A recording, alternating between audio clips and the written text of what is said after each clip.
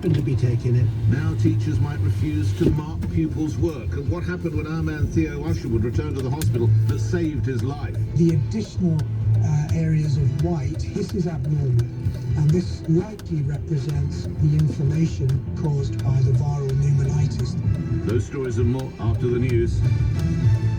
On your radio, on Global Player, and Play LBC. leading Britain's conversation. This is LBC.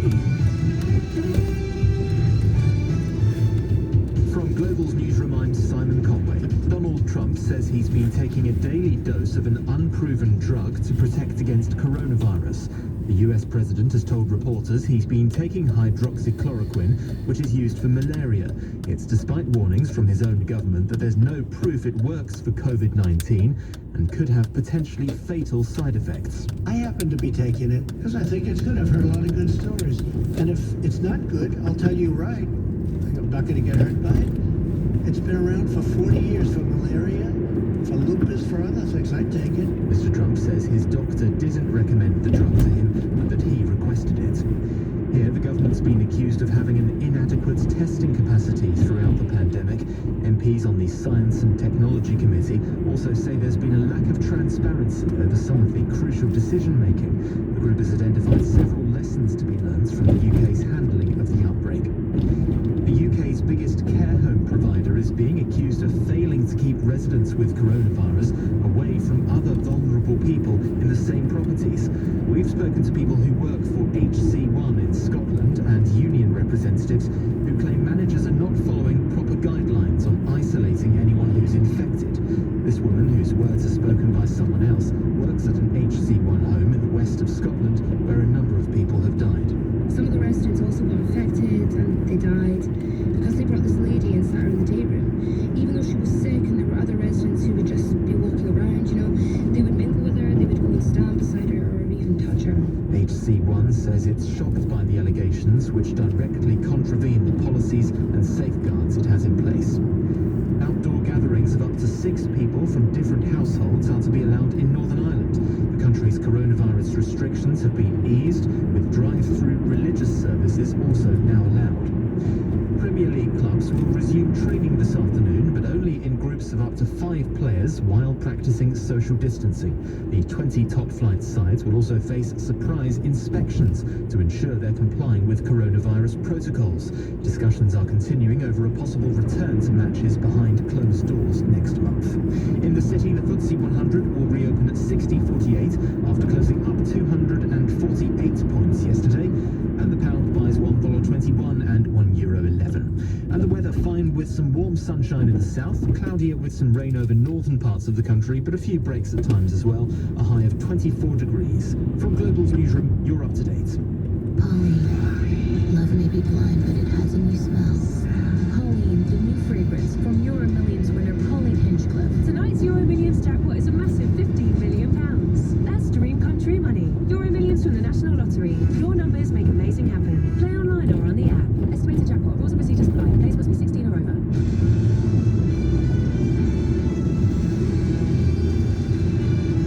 This is LBC.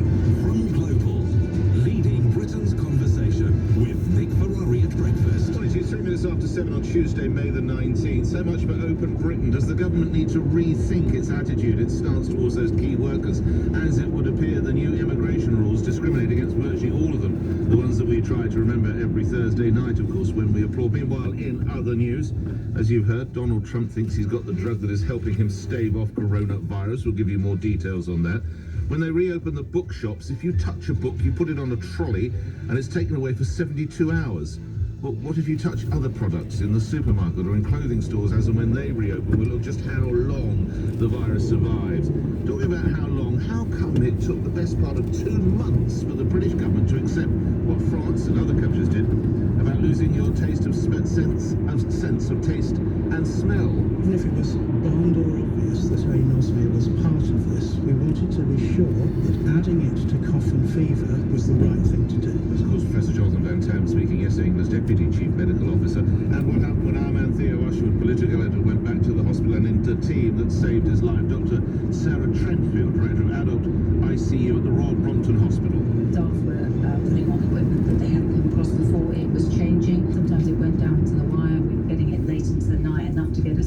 my shift. Nick Ferrari at breakfast. Call 0345 60 60 973. Text 84850. Nick Ferrari at breakfast on LBC. Just before I introduce that first conversation, then, we are waiting any minute now on the all-important employment figures. We will bring them to you. They were scheduled for 7 o'clock this morning, so they're already 5 minutes adrift. As soon as we hear them, you will hear them as well. But let's get into that first conversation I mentioned. And of course, we do know that so many of you, hopefully all of you, every Thursday night stand or sit and applaud the key workers, the frontline workers. But now there is a suggestion that they've been left behind. There's a fee on foreign medics for using the NHS is being branded an insult. The government is being urged to rethink its new immigration rules. And here with all the details, LBC's political editor, Theo Ashworth. Theo. The government's immigration bill moved a step closer to becoming law last night. The central plank of this new law is to introduce a salary threshold of £25,600 that all migrants coming to the UK must earn in order to secure a working visa. Of course, the controversial point is that post-Brexit, it will not just apply to workers arriving from outside of the European Union, the threshold will also apply to those coming to the UK from inside the EU. And many care workers and NHS staff who have worked tirelessly through the COVID-19 crisis do not earn anything like £25,600. Labour Shadow Home Secretary Nick Thomas-Symonds suggested the government was guilty of hypocrisy. People are not being paid the value of what they do, and that what our frontline workers earn does not reflect what they contribute to our society. Many of us didn't need reminding of that, but it seems the government does need reminding. Those who clapped on Thursday are only too happy to vote through a bill today that will send a powerful message to those same people that they are not considered by this government to be skilled workers. It's not just Labour who are worried about the government's plans. Conservative MD Caroline Notes, a former immigration minister, said Home Secretary Priti Patel needed to consider exemptions for NHS and care workers. I commend the Home Secretary for her commitment to extend visas for doctors and nurses, but what of care workers? Are they to be the Cinderella service forgotten once again? And what of ancillary staff in our hospitals, so crucial in a war against the virus where repeated deep cleaning is an absolute imperative? We cannot open hospitals if we cannot clean the loos. Home Secretary Priti Patel said the right answer to solving the recruitment crisis in the care sector was not to dilute the government's legislation, but to invest more in frontline workers, many of whom earn just the minimum wage. The government's long-term solution for social care is focused on investing in those who deliver that compassionate and high-quality care. An additional £1.5 billion has already been allocated for adult and children's social care in this financial year, and the government is working with the sector on a plan for the long-term recruitment, investment and training of those who are dedicating their careers to care. The other issue is that care workers arriving from outside the European Economic Area must pay a £625 surcharge to use the NHS. At yesterday's Downing Street press conference, Foreign Secretary Dominic Raab was asked whether the government would look at scrapping those charges for those who work in the care sector. There's no current plans to make the change that you described. What we do want, I know the Home Secretary is very keen to make sure we've got a sensitive immigration system for those exceptional frontline workers, whether it's in care homes or in the NHS. And we recognise that there are a lot of people that come from abroad that do those jobs and make a huge and valuable and valued contribution to this country. That's Dominic Raab concluding Theo Ashworth's report. Before we speak to someone on the front line, just some background. Of course, you have to accept this government was elected on a commitment to reduce immigration, particularly among those, and this is a very unfortunate expression, but those who are deemed to be so-called low-skilled. I appreciate that upsets some of you. But if you look at figures from the Office for National Statistics, and I stress that because it's not as if it's some think tank, it is the most august body in the land, you'll see that there are real issues in the care sector. Almost a fifth of the workforce in that sector was born outside the UK. When I tell you that they also estimate there are 110,000 vacancies in the sector, you realise that this is a real concern. And with that wage gap, and by the way, I do agree that we need some form, I don't think the government is wrong in its policy, I question the way its implementation of it. But how can it be that on Thursdays we stop and we applaud people who now, under this policy, won't even be allowed into the country? Remember that cap that we heard from Theo Ashworth, £25,600? Well, an entry level for a care worker is approximately 12,500, rising to between 17 and 18,000 pounds, so thereabout. Entry level for primary school teacher, if we can get them to go to work, is 24,000. A cleaner within the NHS, 18,000. An NHS nurse, 24,000. Someone working in a supermarket, 14,000. Someone working on the railways, 17,500. A train driver, 20,000, and so on and so on and so on. So all those people, those frontline workers, would seem to be discriminated against. So how can you have a policy that obviously is what the country wants, because the government was elected on it and said it would cut immigration, so that's what you want. But at the same time, I would imagine you want people to look after the elderly, to look after those who are in care, to look after those who are vulnerable, and to clean the toilets in the hospital.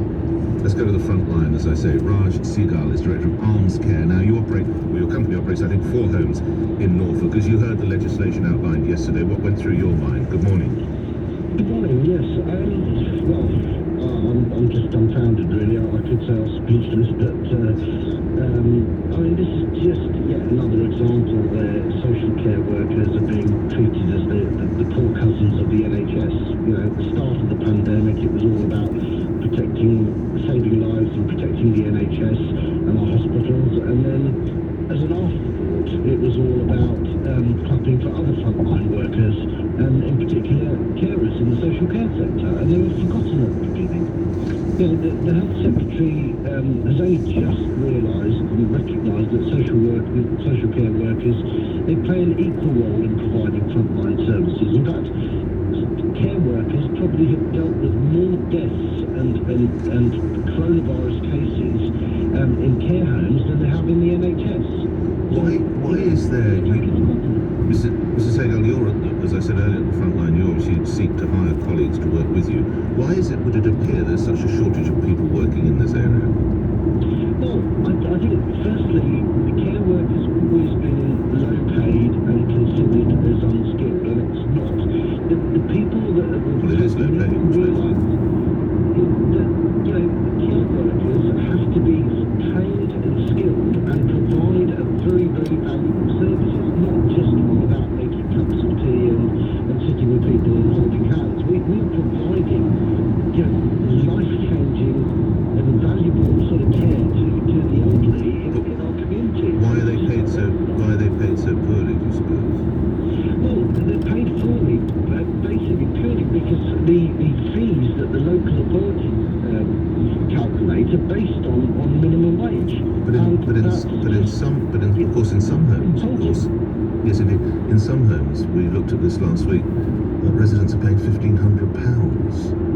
There's a differentiation. Homes like ours, we don't define which clients we take in. So 90% of our clients are local authority funded. Now, the homes that are charging £1,500 a week work on a business model, and they generally tend to be the big sort of corporations, and they work on a principle that they build sort of hotel-style homes and charge accordingly, and they're governed by totally different business models. Many homes in this country run on providing small, personalised services, and they rely on the local authorities to fund those. And is the shortage... Your income coming in at a third of the £1,500 that you mentioned, it becomes very difficult. And is there a shortage of workers at both types of home, both the sort that you offer and the sort of more hotel style? I believe that probably the single largest resource that we spend our time on is recruitment, and it's sad really, because you know, it's got the highest sort of churn rate in industry. But why is that? I note that virtually 1 in 5 people who work in this sector is born overseas. There seems to be a chronic shortage. Why don't local people want to enter this sector, in your view, Mr. Segal? Well, there's a number of reasons. Firstly, it's low paid and people consider it as the last opportunity job.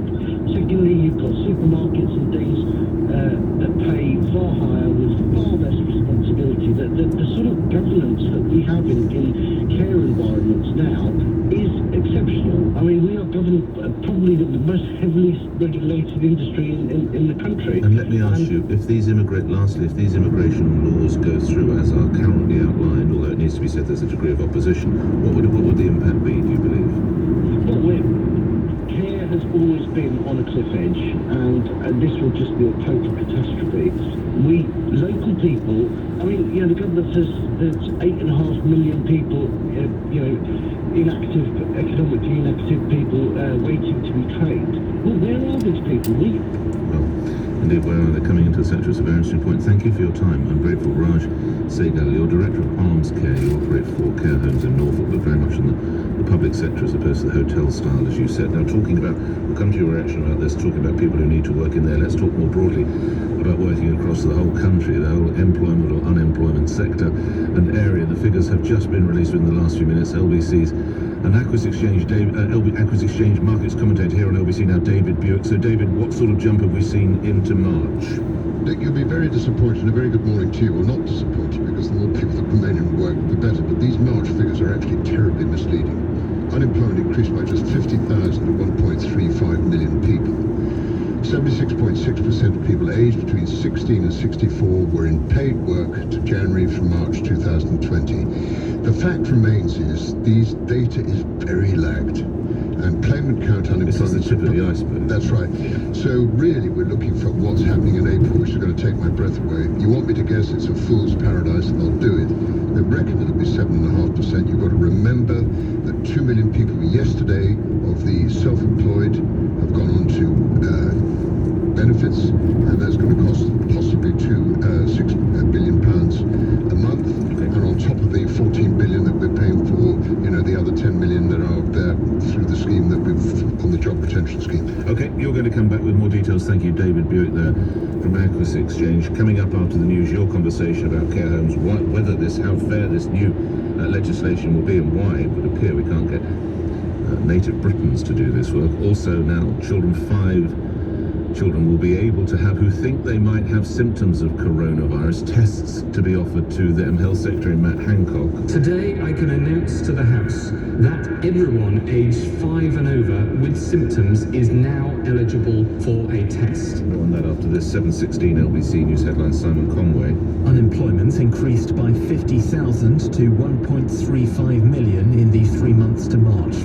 Donald Trump says he's been taking a malaria drug to protect against coronavirus, despite it being an unproven treatment for COVID-19. And the Met Police says on Saturday alone, officers dispersed more than 300 groups in London for breaking the rules on gatherings during the lockdown. LBC weather, warm with some sunshine in the south, cloudier with some rain further north, a high of 24 degrees. LBC travel line to Web delays on the M25 anti-clockwise to junction 25 at the A10, and that's because a car has broken down in the roadworks. Queues on the A13 westbound from the Goresbrook interchange to Barking, and that's because of an accident where one lane is closed. Very busy northbound to the Blackwall Tunnel. There's a queue from the Woolwich Road flyover, and also slow on the North Circular Road westbound from the A10 at Edmonton to Palmer's Green. This is LBC. If you want a career in media, your future starts here. The Global Academy, a unique school recruiting students for Year 10 and Year 12 who want to work in broadcast and digital media. There's nowhere that really can offer what the Global Academy offers. We're all here to do the same thing. We're all interested in media, whatever it is you want to do. The Global Academy, rated good by Ofsted. Get more info and apply now for September 2020. Search Global Academy. Call Nick Ferrari now. 0345 6060 973 LBC. This is an important update from the government about coronavirus symptoms and testing. If you have any one of the following symptoms: a high temperature, a new continuous cough, loss of taste or smell, you can now get tested. Do not leave home for any reason other than to get tested. Find out how to get a test and how long to isolate at nhs.uk/coronavirus. Stay alert. Control the virus.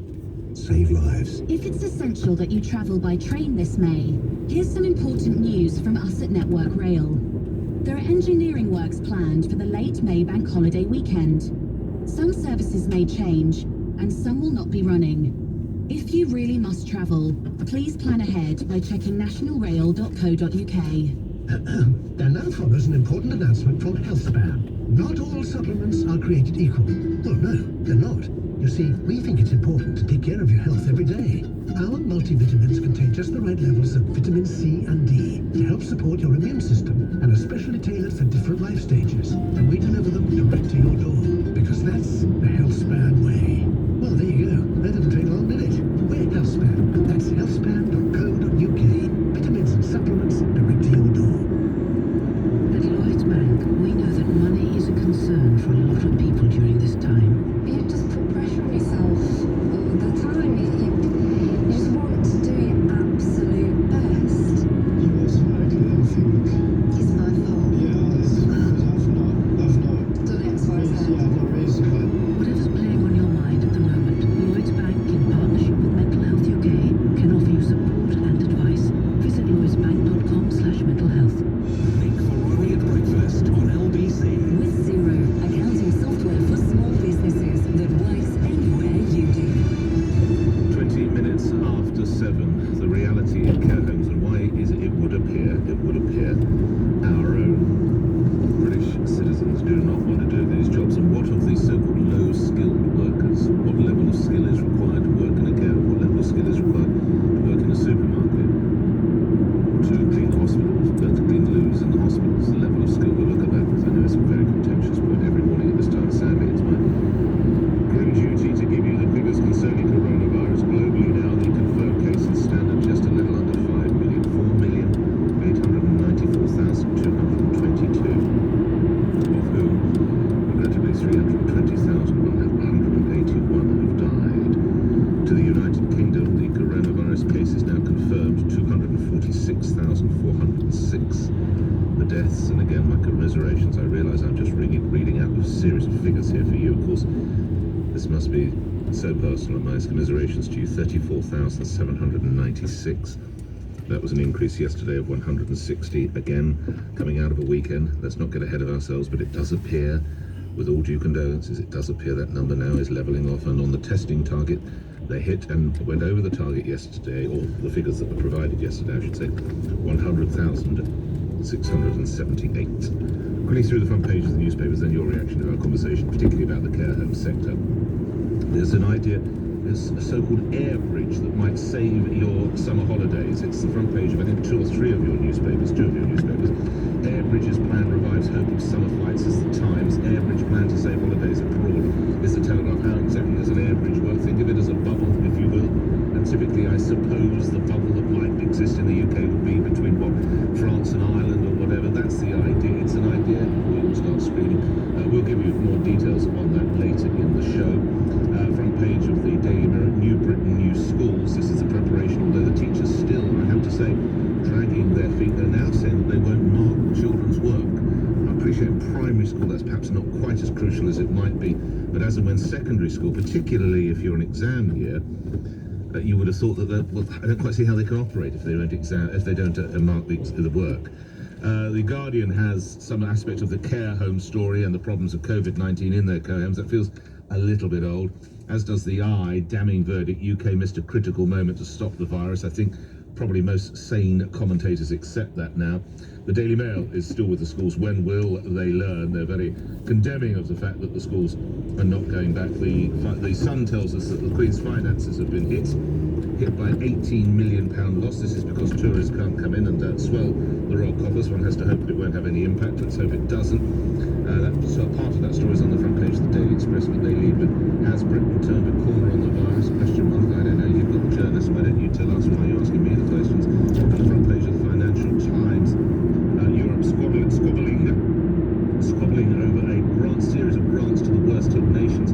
Germany and France saying we need a 500 billion EU recovery fund, and the idea had scarcely exited the mouths of the two respective leaders there, and it was immediately condemned by the Austrian Chancellor, as well as his Dutch, Danish and Swedish counterparts. So all going well in the great family of nations over there. Now, what about your family if you have a member in care and the care sector and the salaries, very low salaries that they get? Sir Peter Fahy, who regularly helps us with policing matters, has called in. Sir Peter, this touches you personally, does it? Good morning, sir. Yes, my mother lives with dementia. She's got dementia about 10 years. We're very lucky with a great support from the local authorities with inviting them back on. And she has carers coming in every day, Nick, and I was staggered by their compassion and their think that's the reality of the employment situation, particularly in the London area. And I can tell you they are the most compassionate, caring people. My mum, very complex needs. Right. So she does need a lot of care. They have to make very careful records. They have to, watch out for, their conditions worsening. Yes. And they have to provide very, very personal care. And, my mum is doubly incontinent and immobile. This is one step very important. But I do think that some comfort, particularly with the Royal South African Defence, they're coming to the absolute health of their working but she's just very caring and has a different attitude towards older people. I don't like to generalise, but no, I hear you. I think in the London area there are so many other employment opportunities. I can understand why they find it difficult to get local people to work, but certainly everybody, all the carers my mum has, all of the Without loading the question, Peter, then, without these workers, without the people from Africa, your mother would be facing possibly having very little, if any, care provided. Absolutely, I think, just no idea what we would do. I'd hate for her to have to go into a kind of wonderful, wonderful care homes, and she's able to put them in her own home, because people come in 4 times a day, they feed her, and provide, very particular care. And we know that people with dementia on the whole do better they're not drastic, because they're all things around them. It's actually vital for us, and we're, so vital, that she doesn't want to spend her own care.